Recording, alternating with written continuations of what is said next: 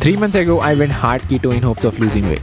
I did everything you could think of. I put butter in my coffee, I ate fat bombs, I ate 15 cups of salad a day, I did fasted cardio, and I even counted my calories up to 5 decimal points. Having done everything as it should be and having consistently lost weight over the course of these 3 months, one day I woke up from the bed and something had happened.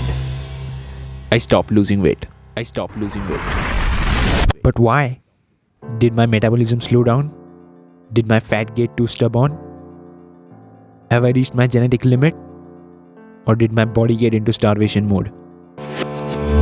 None of that shit is true. Okay, slow metabolism, bad genetics, starvation mode.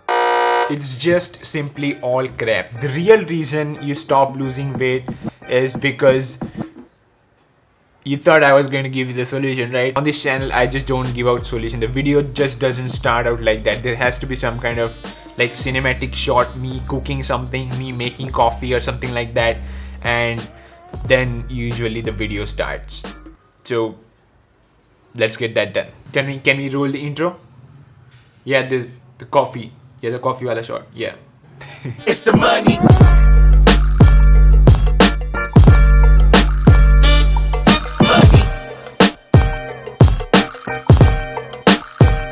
There are 3 main problems causing you to stop losing weight. And these 3 problems consecutively have 3 simple solutions. All of them revolve around one word: calories. Right, so calories. Calories is like the end all be all, technically speaking, when it comes to fat loss. So here are some basics that you have to understand before we proceed into this video. What is a calorie? And what the hell is a calorie deficit? So a calorie is basically a unit of energy. How kilometer is for length, how kg is for weight, how liters is for volume, and all that kind of stuff. Calorie is a unit of energy, right? Every single human being is burning calories. Every single human being is burning energy. We get this energy from food, okay? So if you take equal amounts of energy that you burn, your weight kind of stays the same.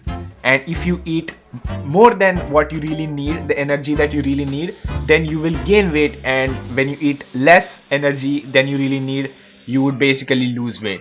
And this is all the basics that you need to know about calories. When you eat less calories than you burn, you lose weight, and this thing is called calorie deficit. On to our problems.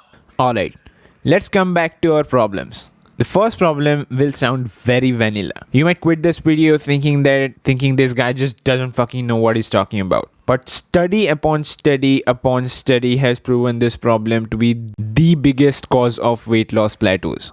The answer is people just start eating more food. Like Professor Kevin Hall, the BAP of obesity research, basically points out in this video. So people are really good initially at cutting their calories, but then they basically lose adherence quite relatively quickly. And there was this long period of time where they were slowly increasing how much they were eating and still losing weight, giving the wrong message, right? It's like you can cheat a little bit more and more, whether that's conscious or unconscious, and still lose weight. So that by that sort of nadir, they'd lost 80% of their adherence to the diet. So what happens basically is, after a while, your brain kind of starts to trick you. Your brain kind of starts lying to you that for few months, you have lost a lot of weight, you have lost quite a bit of weight. So your brain kind of tells you that you have kind of got this, you understood this now, let's just let loose a bit and let's just put this whole process on autopilot. The day you let go of that, your brain will start to trick you into eating more food. And this is a very common phenomenon. Many overweight people think that they don't eat much food but they still gain weight. The reason behind that is their brain is tricking them into thinking that they don't eat much food. So that is the first problem that we have to solve, that you need to actually eat the amount of food that you think you're eating. You actually have to eat the amount of calories that you think you are eating.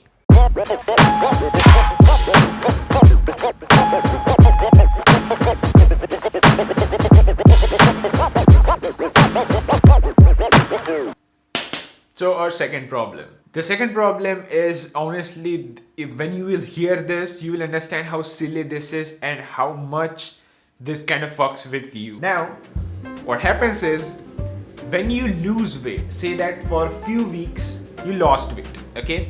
As your body is carrying less weight than it used to before, it's going to need less energy in order to survive and in order to just carry around that body. And because of this, the calorie that we burn throughout the day decreases over the time as we lose weight.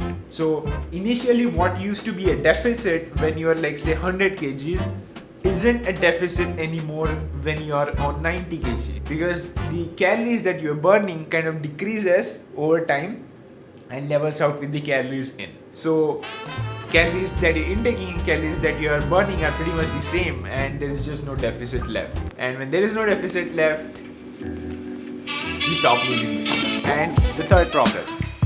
The third problem is like the most fascinating problem to me, right? This shows how much your body really resists for you to lose weight, okay, when you're trying to lose weight. What your body does is it basically makes you terrifically lazy and apathetic, right? So all the activities that are not really needed for your survival, it basically kind of decreases that, or it kind of tries to limits that unconsciously without you knowing it, okay? So I'll give you a couple of examples. Just how I'm moving my hands here, okay? Or just how we do a tap tap tap with our foot when we are sitting and getting bored, or scratching our head, or basically doing any kind of involuntary movements like blinking of the eyes or just talking, and all of these things basically are happening very slowly than usual, or most of them are basically just cut off by the orders of your brain, okay? The reason your body does this is to, again, the same purpose, to save calories. And studies have shown that your body can decrease the calorie expenditure, right? We are talking about the calories you need for maintenance, the calories you need you are eating right now. Your body decreases this number, the calories you are expending, up to 40%, okay? Or 30%, 40%, I'm not exactly sure. But even if we consider just 30%, do you know how big of that difference is? If you're eating like a 2000 calories diet, 2100 to make calculations easy, that's 700 calories your body can save, okay? So one day you are burning 2100 calories, and after a few months of weight loss you're only burning like 14 to 1500 calories, okay? So that big of a difference completely neutralizes your calorie deficit that you have created. Alright, so this is getting a bit repetitive. So long story short here, once upon a time you had created a calorie deficit because of which you lost weight, and now that deficit is neutralized because of the combination of few factors. The solution? Restore the deficit. And here is how you do that. So there are three solutions to these three problems, okay? The number one is to just simply get accurate with your food tracking. The number two is you just simply need to eat less, and you need to keep eating less, and you need to decrease the amount of food as and when it is needed in order to break the plateaus. And the third is you need to increase the activity that you're doing, aka move more. So get accurate, eat less, and move more. It is very easy to speak. It is very easier said than done. So here I'm going to give you some practical advice on to really how to pull this shit off. Starting with the first one. The way you get accurate is by using this, a kitchen weighing machine. Alright, so the main problem with all of us is, especially overweight human beings, is that we severely underreport the calories that we eat, okay? When we think something is maybe like 100 calories, it might be 200 calories, it might be 250 calories, okay? So for example, this potato, okay? I haven't weighed it yet, but if I were to estimate the weight of this potato, I would consider it as like 50 grams, 60 grams, not more than that, right? So let's see now what happens when we weigh it.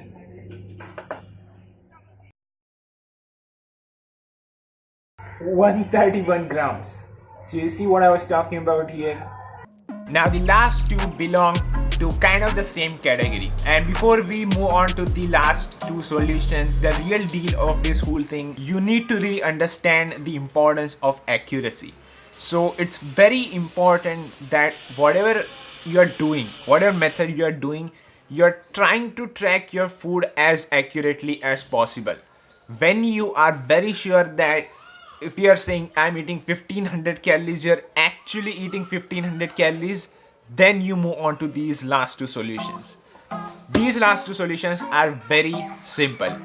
All you need to do basically is you need to decrease the amount of food that you're eating, either decrease the amount of calories you're eating or increase the amount of exercise that you're doing. So here is how you basically increase your activities in order to burn more calories. Okay, the number one is weight training. Uncompromisable shit. Okay, if you have to lose weight in a healthy way, you need to do something that involves your muscle.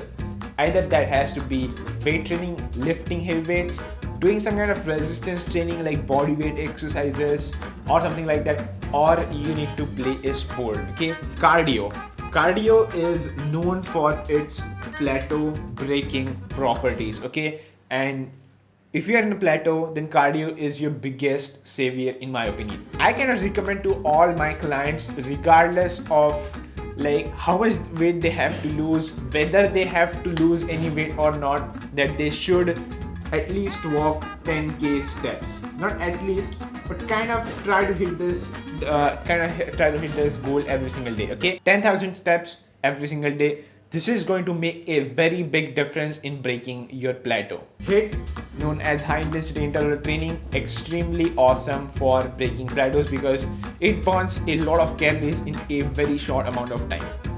I won't spend much detail on telling you what HIIT is. You can just put this term on YouTube, HIIT exercises, on how to do HIIT and all those kind of things, right? And last thing I would like to talk about is this thing. Tolerance is very fucking important. Okay, if you're doing all of those things and you're not recovering from it, then it's going to completely backfire all of your efforts and just completely going to fuck with your health. Okay, so before you increase all of those things, or whilst you're increasing all of those things, you need to really make sure that you're recovering from that exercise. Okay, so if you're feeling depressed, if you are feeling tired all day, if you're feeling fatigued, if your sleep is fucked up, if your mental health is fucked up, if you're kind of just irritated and frustrated all the time, that just means that you are overdoing on your exercise, you're burning yourself out, and that is not good for your health. So when you're going to increase your activity, whether it's weight training, cardio, HIIT, whatever you're doing, you need to make sure that you're recovering from it. If you're feeling like shit, stop. So with food, it is actually very simple. All you need to do is basically just decrease the amount of calories you're eating. But for that, the first step is you need to make sure that you really are eating the amount of calories you think you're eating. There are just two rules that I would like to tell you while you're decreasing your calories that are very important. And those two rules are your protein and your nutrients should not change when you're decreasing calories, right? So if you're eating 1500 calories, you're decreased it by say 200. Now you're eating 1300 calories. Whatever the amount of protein you're eating, 100, 120 grams or so, that should remain the exact same. You shouldn't compromise on your protein while you're decreasing your calories, okay?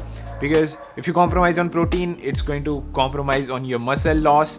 It's going to compromise on your, it's going to make you more hungry. It's not going to make you feel full, and we just never want to compromise with protein, okay? That is the borderline. The second is nutrients. Same story as protein. We definitely don't want any nutrient deficiencies, any problems with your health and things like that. So the best option here is to manage your calories smartly and eat as nutrient dense foods as possible. I will also recommend you to supplement with a good quality multivitamin if you are really eating very low amount of calories like 1200 or 1300. That's a level that you should really supplement with a multivitamin. Now, in the end, I would like to tell you just one last thing, and in my opinion, this is the most important thing that you really need in order to succeed in losing weight in long term. And that is, please be patient while doing this, okay? If you're just not losing weight for like 3 days or 4 days or even for a week, that is not a plateau, okay? You haven't stopped losing weight.